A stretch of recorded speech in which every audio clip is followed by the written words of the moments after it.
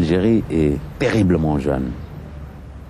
Beaucoup plus que la moitié de la population, près de 70% de la population algérienne n'a connu que l'Algérie indépendante, n'est-ce pas? Et cette masse énorme de la population est née dans un monde optimiste. Il ne faut pas l'oublier. Elle est née avec l'optimisme comme racine, si vous voulez, de l'être collectif. On était colonisé, on a réussi à se décoloniser, on est en train de se développer, on sera mieux.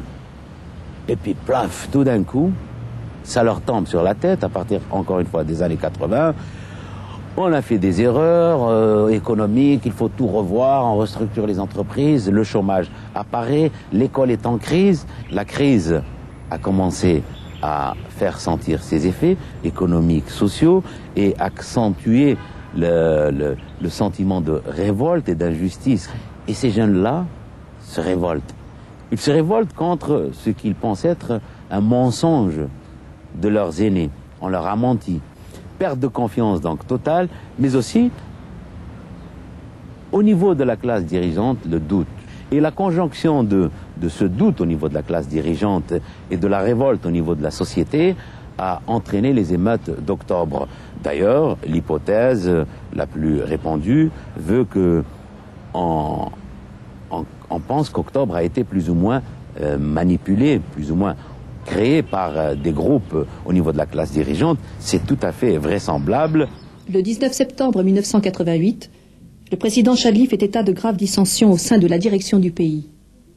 Il laisse prévoir des sanctions imminentes contre ses adversaires.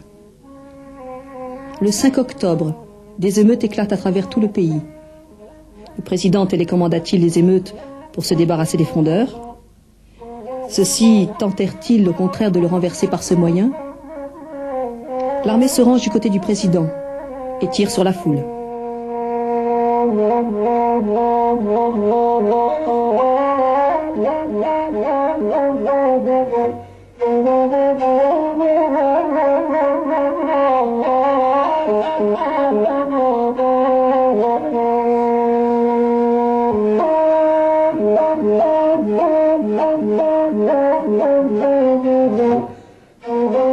Le pays fut engagé dans des changements radicaux, économie libérale et pluralisme politique. Ces réformes furent plébiscitées et Chadli Benjedid fut réélu à la tête de l'État. Plusieurs hauts responsables du FLN accusèrent le président et ses appuis militaires d'avoir trahi les idéaux sociaux du FLN et quittèrent ce parti. D'autres y constituèrent une opposition interne.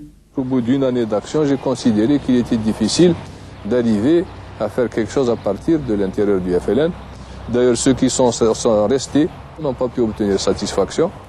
Il m'a paru donc plus facile, plus aisé d'agir à partir de l'extérieur du FLN en créant un mouvement qui aurait donc son propre programme. Ce n'est pas parce qu'il y a déviation qu'il faille aller ailleurs. Moi, je pense qu'on nous l'a dit.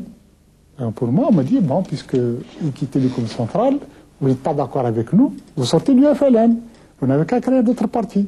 Et moi, je refuse. Je dis que ce sont eux qui ont des vies, c'est à eux partis, c'est à eux de créer d'autres partis. Pas nous.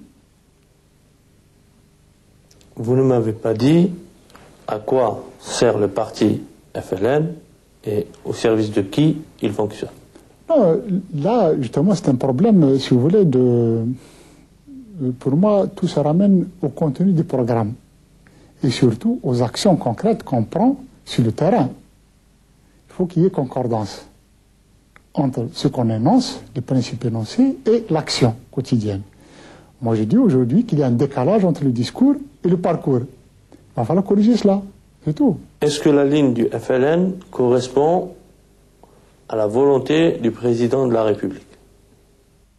Ça, je ne sais pas.